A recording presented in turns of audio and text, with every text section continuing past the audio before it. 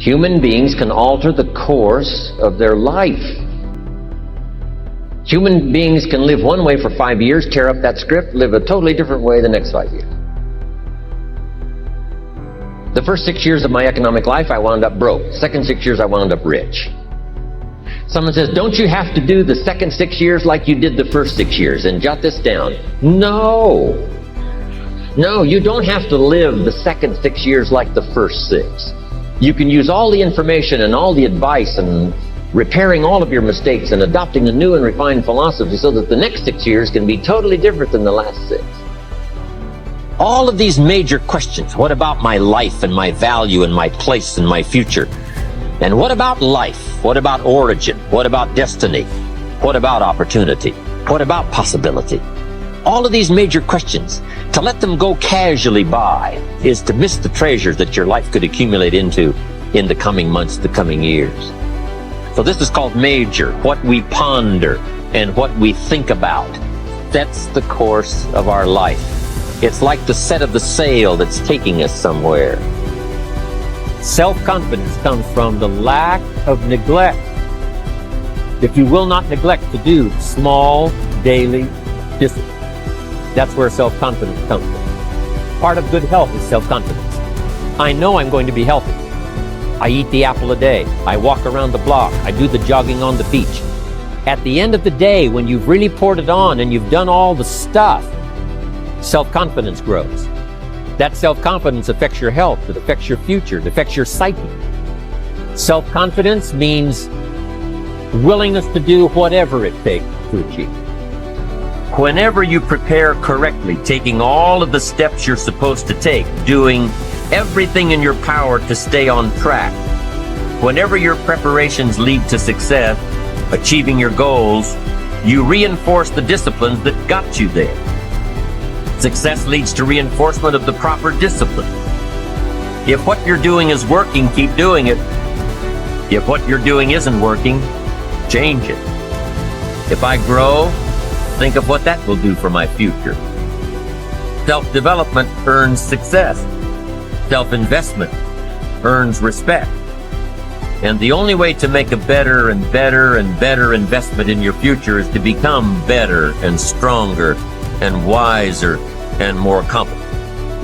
And the more attractive you become, the more attractive you are. And the more attractive you are, the more you attract success. Self-development, self-investment attracts success. That's powerful.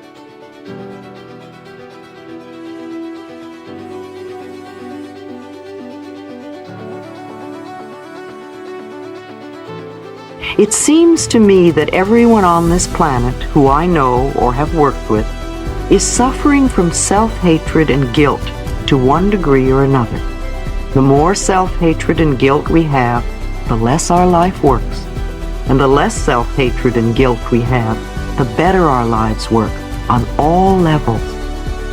The innermost belief for everyone I have worked with is always, I'm not good enough. And we often add to that, and I don't do enough, or I don't deserve.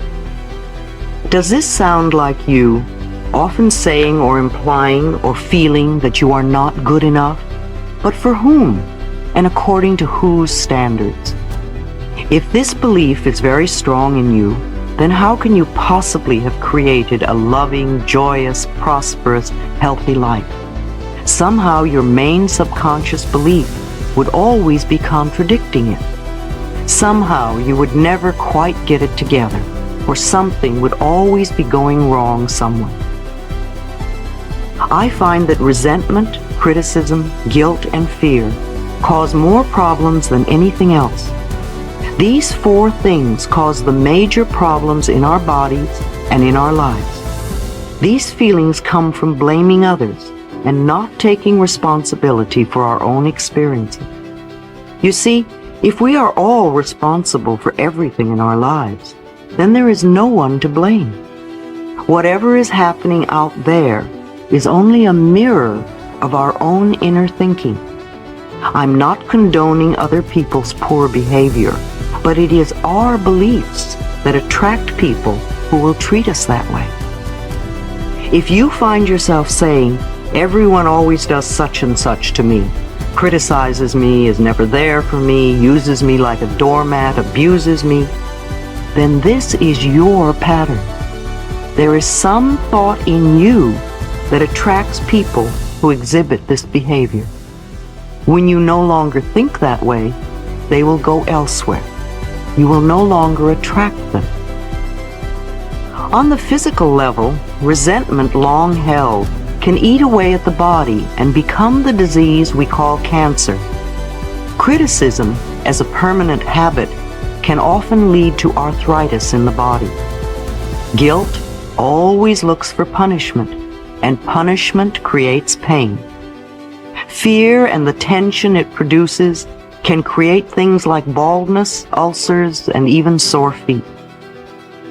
I have found that forgiving and releasing resentment will dissolve even cancer. While this may sound simplistic, I have seen and experienced it working. We can change our attitude toward the past. The past is over and done. We cannot change that now. Yet we can change our thoughts about the past. How foolish for us to punish ourselves in the present moment because someone hurt us in the long ago past.